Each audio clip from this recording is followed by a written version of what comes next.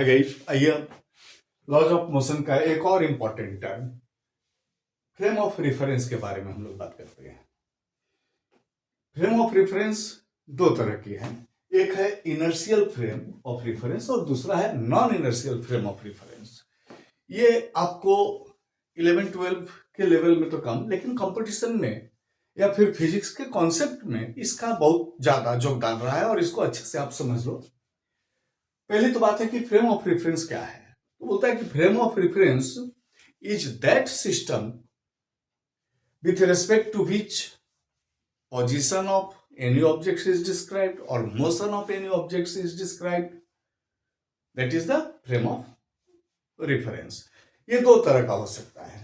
इसको हम लोग कहते हैं, पहला तो हो गया देखिए inertial frame of reference. Inertial frame of reference के लिए आप सबसे पहले तो ये देखिए कि इसको न्यूटोनियन फ्रेम ऑफ रेफरेंस भी बोल देते हैं, गैलीलियन फ्रेम ऑफ रेफरेंस होता है, या नॉन एक्सेलरेटेड या अनएक्सेलरेटेड फ्रेम ऑफ रेफरेंस बोलते हैं, क्योंकि इनर्शियल फ्रेम ऑफ रेफरेंस में ए इक्वल टू होता है 0। अब ये कैसे हो सकता है? तो आप सपोज करो कि एक बस में या आप एक लिफ्ट में ही बात करो, लिफ्ट हम लोग पहले पढ़ चुके हैं। एक लिफ्ट में एक मशीन के ऊपर में एक आदमी बैठा है और इसका वजन 50 केजी है। ये अगर लिफ्ट अपवर्ड जाएगा तो इसका वजन इंक्रीज करेगा, अगर ये लिफ्ट डाउनवर्ड आएगा तो इसका वजन डिक्रीज करेगा।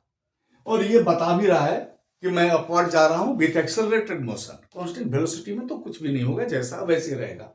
एक्सेलरेटेड मोशन में मैं ऊपर को जा रहा हूं और मेरा मास बढ़ा हुआ है, और हम लोग इसको निकाले भी थे विथ हेल्प ऑफ फॉर्मूला।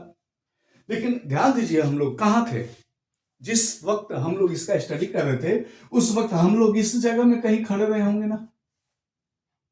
हमको इससे बात हो रही थी और इसका मास देखने वाला कौन था कि मास बढ़ गया, मास घट गया? कोई नहीं था।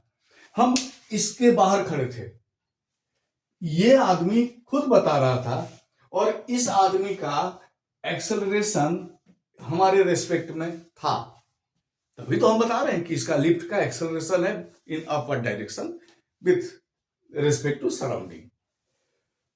तो हम कह सकते हैं कि हम नॉन इनर्शियल फ्रेम में है। ये आदमी अभी मेरे से रिस्पेक्ट करो, हमारे रिस्पेक्ट में ये नॉन इनर्शियल फ्रेम में है।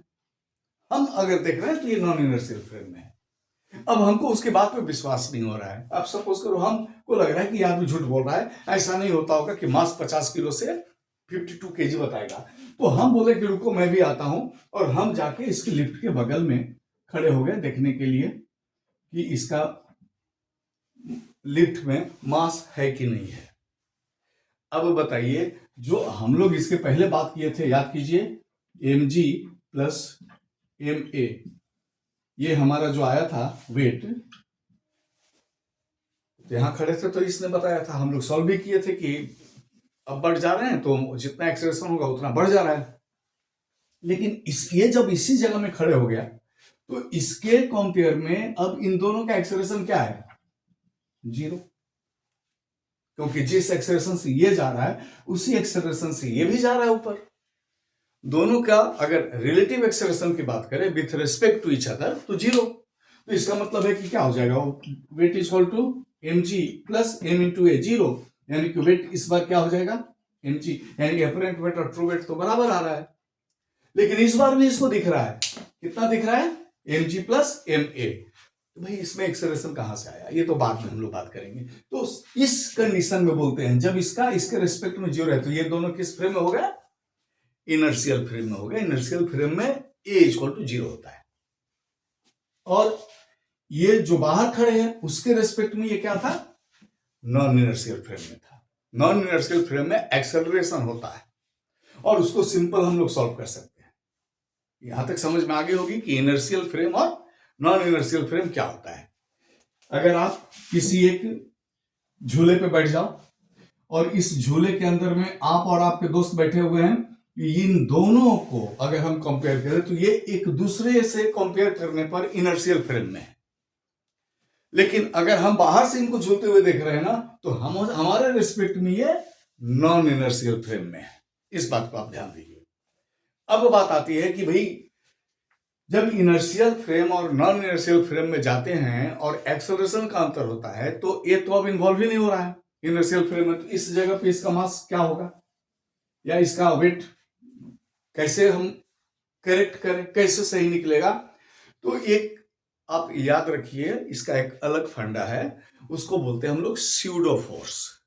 स्यूडो फोर्स क्या है? एक्चुअली एक इमेजिनरी फोर्स हम लोग मान लेते हैं जो करेक्शन है ना उसको करने के लिए, और ये हमेशा हम लोग मानते हैं मोशन के ऑपोजिट डायरेक्शन में।